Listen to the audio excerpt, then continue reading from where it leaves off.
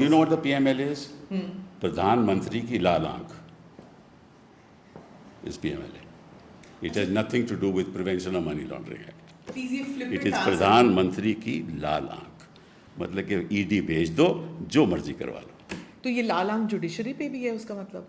नहीं, जुडिशरी की तो बात ही नहीं हो रही, इन्वेस्टिगेशन की बात हो रही। बेल अगर किसी को पकड़ना है तो ईडी भेज दो, किसी के बयान ले लो, ओरल बयान ले लो, वो ओरल जो मर्जी कह दे कि भाई इसकी संपत्ति है, उसकी संपत्ति है, उस आधार पे उसको अरेस्ट कर लो और को बाद में देखा जाएगा। तो approver is a wrong thing to go by. Forget approver. They don't even sometimes have an approver. They had an approver. In this case, we are not talking about a particular case. They have several ways of doing it. One of the ways is कि आप किसी जगह पे चले जाओ, वो जगह में कोई लैंड है 5 एकड़ का या 2 एकड़ का, उससे बयान ले लो, ये 2 एकड़ तो ये मुख्यमंत्री का है, उसका बयान ले लो।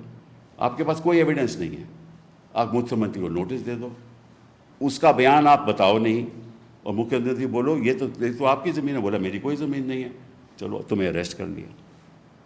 ये तो हो रहा है। Therefore, प्रधानमंत्री की लाल आंख। You called it a Frankenstein monster also. It is. It is a strong arm of the government. It has nothing to do with law enforcement. So, There is no evidence against Kejriwal or Sisodia or Jain. There is no money trail. Nobody says how much money is given to whom. There is no bank account. There is no nothing. ये तो oral statement है ना लोगों की, और approver 12वीं statement पे, मतलब 10 स्टेटमेंट में उसने कोई नाम नहीं लिया, 12वीं स्टेटमेंट पे अप्रूवर बन गया और फिर पैसा दे दिया।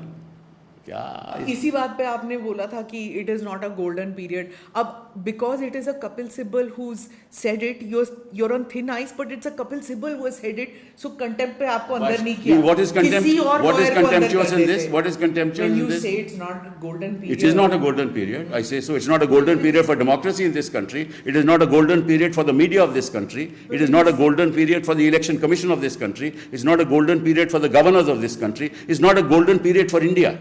For when you say judiciary, any other Not why?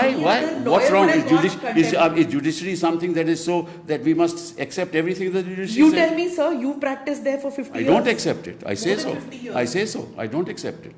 I myself tell them that I believe this is wrong, and what's wrong with that?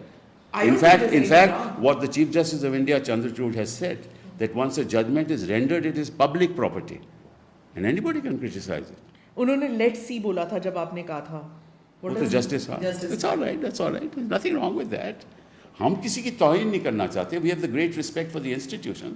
But अगर कोई फैसला गलत है, तो गलत है. नमस्कार, मैं हूं मानक गुप्ता। अगर आपको हमारा ये वीडियो पसंद आया हो तो इसे लाइक और शेयर जरूर करें, और हां, हमें सब्सक्राइब और फॉलो करना ना भूलें ताकि आप देश और दुनिया की कोई खबर मिस ना करें। तो जुड़े रहिए हमारे साथ और देखते रहिए न्यूज़ 24।